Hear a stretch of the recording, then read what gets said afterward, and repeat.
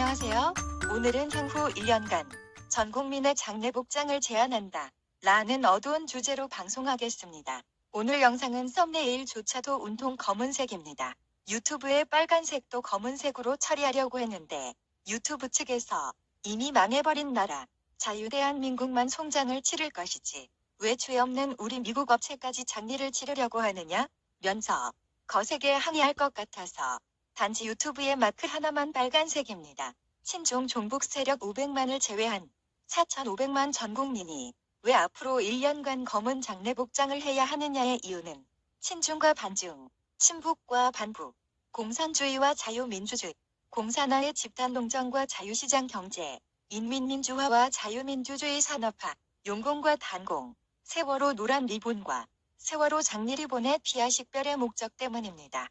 미리 말씀드리지만 우파 지식인 또는 유력 유튜버의 암살 사건이나 남한 내의 대형 화재나 폭발 사건, 세월호의 버금가는 기획학살 모의 사건, 혹은 적화통일 대환란 같은 것이 한반도 남한 유혈 사태의 도화선이 될 겁니다.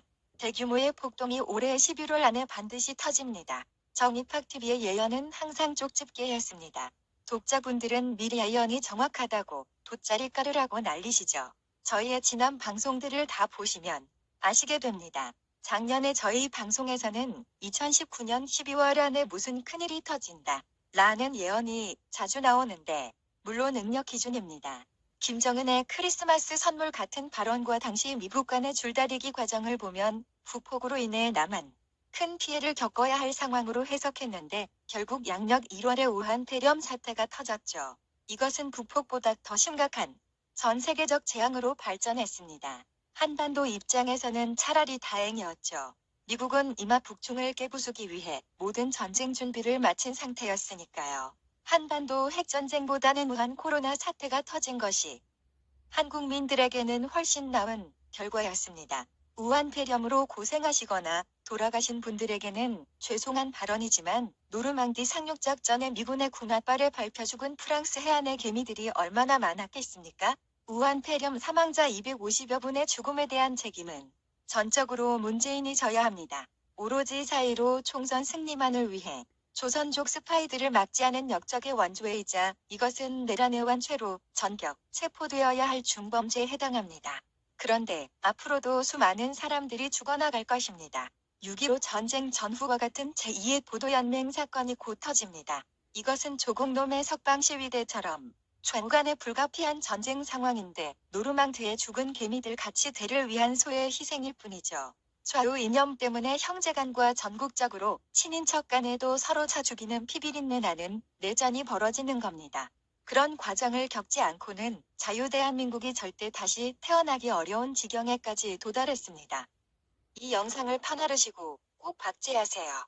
맹세하지만 반드시 성지가 될 겁니다. 그 증거를 지금부터 설명드리겠습니다.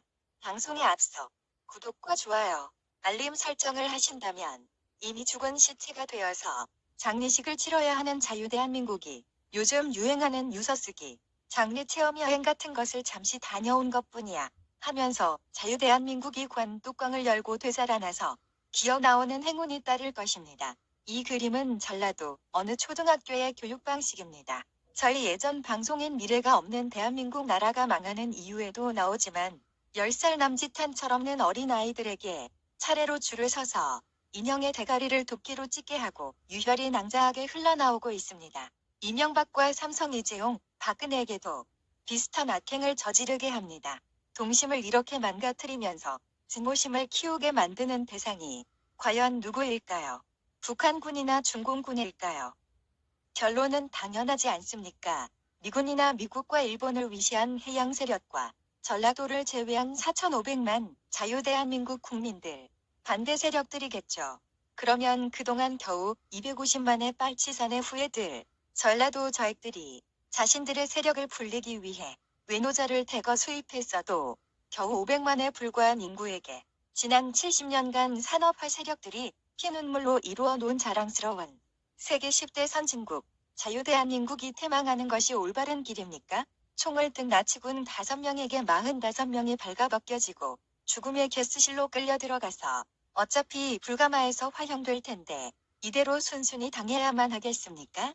저희 방송이 어제 이 영상을 찍으려다가 하루를 미뤘습니다만 만약에 어제 광주 5.18처럼 대구광역시에서도 5.18 자유민주화 운동이 일어나서 대구 MBC 방송국과 경북도청을 점령하고 군부대를 기습하여 폭약과 M16총으로 무장하고 문재인 정부에 대한 폭동을 일으켰다면 문재인은 당장 계엄을 선포하고 내란 진압을 위해 공수부대를 투입하지 않았겠습니까?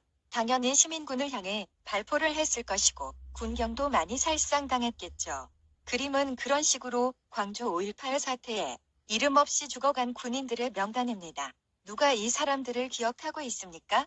사망한 군인들은 대부분 전라도 사람들입니다. 전두환이가 반감을 고려해서 호남 공수부대를 차출해서 보냈었죠. 저희 방송 천안함 46용사 이야기를 다룬 눈물겨운 감동 스토리의 주인공 민평기 상사와 그의 칠순 어머니 윤청자 여사도 전라도 사람입니다. 그렇다면 대구광역시 5.18에도 5.18 누역을 만들어주고 5.18 가산점에 공짜 영구임대주택을 분양해 주실 겁니까? 가짜 유공자를 해마다 양산해도 용서하고 이해하여 그냥 넘어가실 겁니까?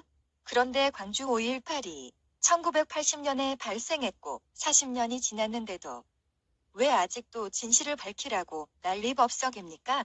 세월호가 6년 세월을 주구장창 진실을 인양하라는 것과 뭐가 다릅니까? 세월호가 침몰하기 직전의 마지막 사진 보십시오. 뿜어져 나오는 저 공기가 아까운 우리 남한 아이들의 폐에서 나오는 최후의 숨결이었습니다. 북해 대남 공작에 당한 자유대한민국 국민들의 뼈아픈 고통들이지요. 울진 삼척지구 무장공비 123명 침투에 사망한 군경들의 숫자를 찾아보십시오. 칼 858기 300명 전원 사망과 성수대교와 삼풍백화점 붕괴와 대구 지하철 방화 사건과 이천 물류창고 화재는 뭐가 다릅니까? 대한민국은 지구촌 유일의 분단 국가이자 아직은 휴전국입니다. 주적은 총구의 방향을 결정합니다. 휴전선 병사들의 총구가 북쪽을 향해 있다면 우리의 주적은 북한과 중국 공산당입니다. 한반도는 내일이라도 전쟁이 가능하지만 이승만의 한미동맹과 미군의 전쟁 억지력 때문에 70년 잘 먹고 잘 살았습니다. 그러나 중국 공산당 시진핑과 문재인 덕분에 이제 자유대한민국이 그 수명을 다했네요.